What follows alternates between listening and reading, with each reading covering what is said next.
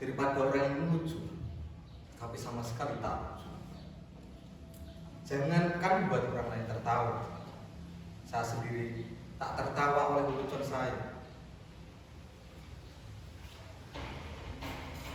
Kalian mungkin menyangka menjadi badut adalah pekerjaan yang gampang, tinggal bertengkar kocak maka orang lain akan tertawa. Tapi bila kalian menjadi saya, kalian akan mengerti tak gampang membuat orang lain tertawa, apalagi ketika dirimu sedang tertawa.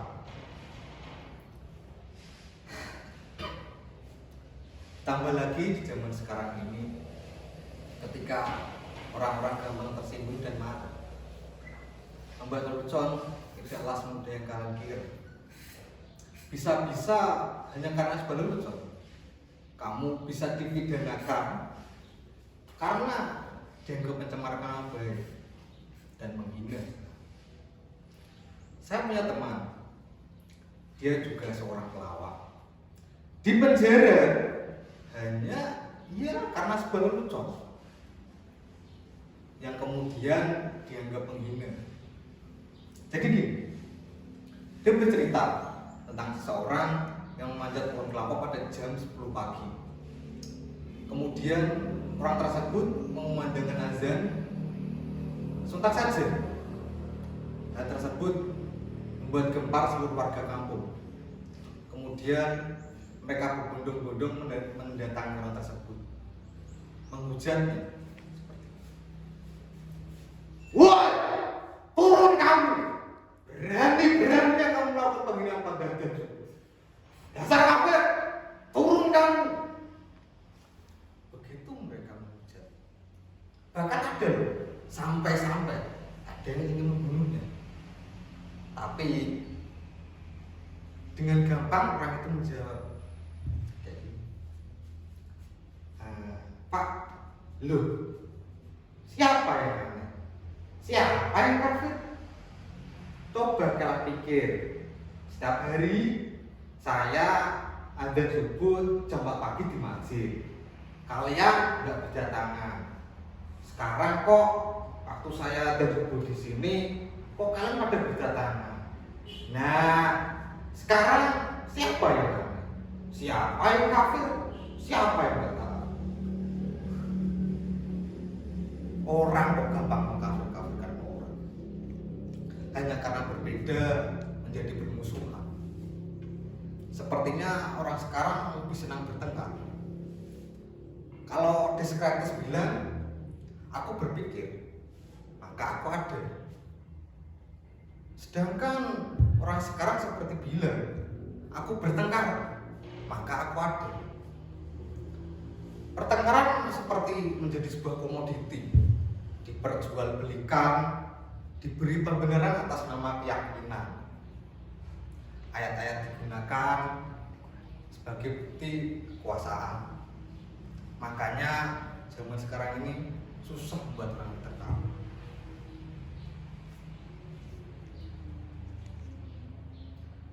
Saya jadi badut meneruskan ayah saya.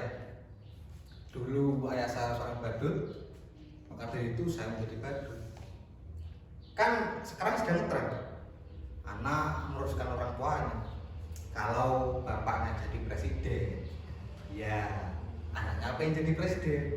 Enggak ding, anaknya nyalon jadi gubernur. Bahkan ada loh yang nyalon jadi wali kota. Sudah, gak usah ngantuk, nanti saya malah tenang. Dulu kata bapak saya, jadi badut itu pekerjaan yang enak, lumayan. Karena dulu bapak saya sering diundang oleh orang-orang. Sebab badut dan pelawak masih dianggap lucu. Sedangkan anehnya sekarang ini badut aja kalah kok lucunya sama politikus.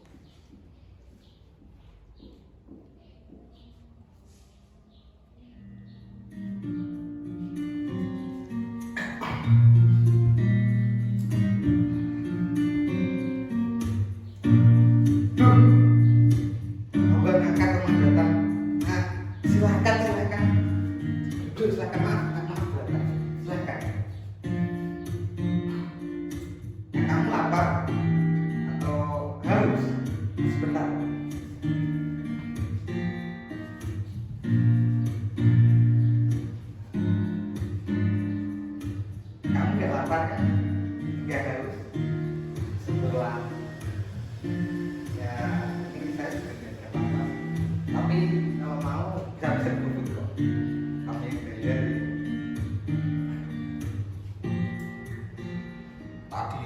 pacar saya loh. Gak usah seneng ngejek gitu. Badut gini juga manusia kan, bisa paling loh. Lihat tuh pacar saya, cantik gak? Namanya Raisa loh. Lengkapnya Raisa Baya.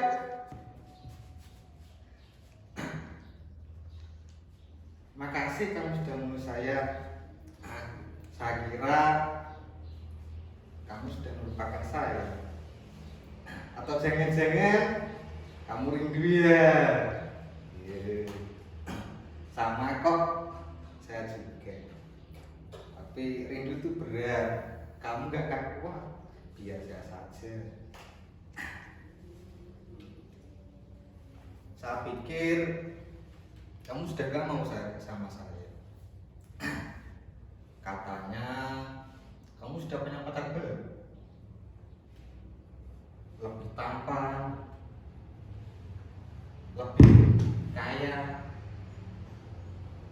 Tapi percayalah, apapun yang terjadi, tetap cinta kok sama kamu. Sumpah I love you, I miss you, I need you. Boleh nggak aku kamu? Boleh nggak aku cium kamu?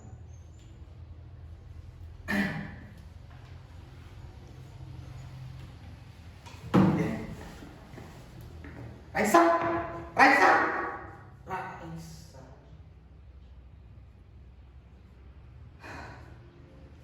Ternyata itu hanya khayalan saya saja. Saya ini badut jomblo. Coba kalian lihat, sudah badut jomblo. Hidup saya memang benar-benar ambiar.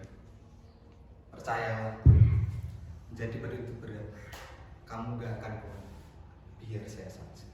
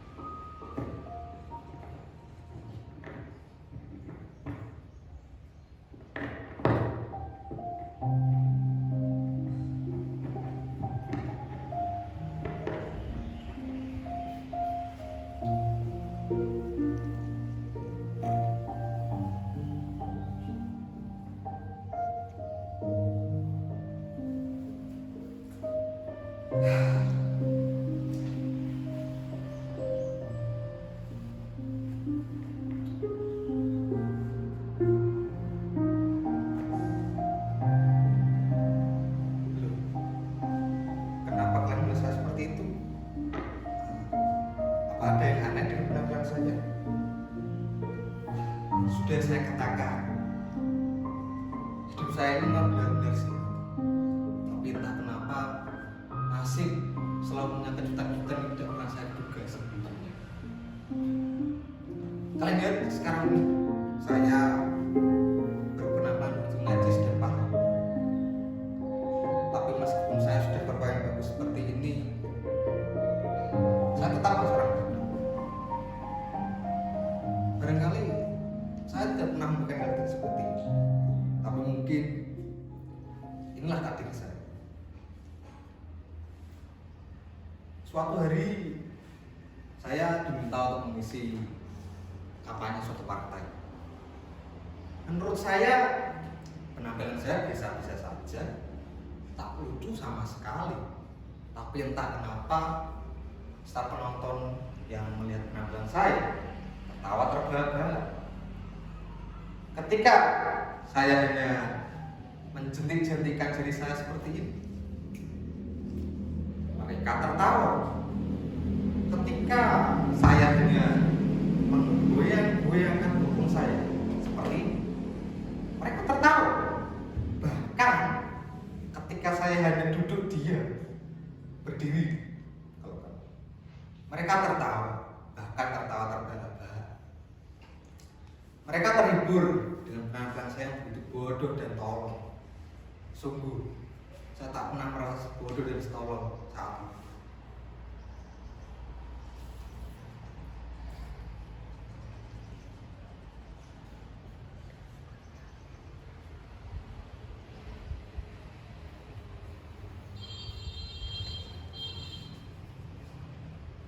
Oh iya, kemudian pemimpin partai tersebut mendatangi saya, menjabat tangan saya. Dia kata bahwa saya memiliki bakat, memiliki karismatik. Dia bilang kepada saya seperti ini, menjadi pemimpin itu tak perlu cerdas, tak perlu pintar. Yang penting kamu disukai banyak orang. Demokrasi membuat kamu menjadi pemimpin, bukan lantaran kecerdasannya, tapi karena disukai banyak orang. Dan kamu memiliki bakat tersebut, kamulah yang dibutuhkan oleh partai.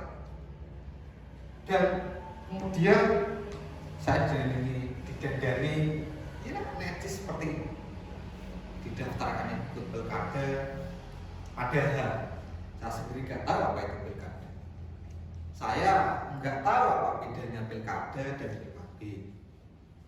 Tapi ada yang bilang sih, kalau PKB itu nggak boleh coba-coba buatan. Nah, kalau pilkada boleh coba-coba buatan. Makanya jangan heran banyak anak pemimpin dan pejabat yang coba-coba ikut pilkada. Saya sama sekali nggak tahu mengapa mereka memilih saya. Padahal kalau kalian belum tahu, ijazah pun saya tak punya. Tapi mereka bilang kepada saya, gak usah khawatir, jangankan ijazah, kebenaran pun bisa dipalsukan kok. Jangan khawatir. Seperti itu. Kemudian kalian tahu apa yang terjadi? Sialnya lagi, saya menang pilkada. Barangkali jangan menang sudah. Mereka memilih saya bukan karena saya cerdas, bukan karena saya pintar, tapi semata-mata karena saya dianggap bisa menghibur mereka, dianggap orang paling lucu dan bisa membuat hidup mereka bahagia.